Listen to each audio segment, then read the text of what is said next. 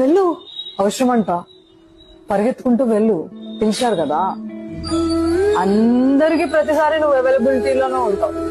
వాళ్ళకి ఏదైనా కష్టం వచ్చిందంటే పరిగెత్తుకుంటూ వెళ్ళిపోతుంటావు. వాళ్ళకి ఏదైనా బాధ వచ్చింది అంటే గంటలు గంటలు వాళ్ళు చెప్పే స్టోరీ వింటూనే ఉంటావు.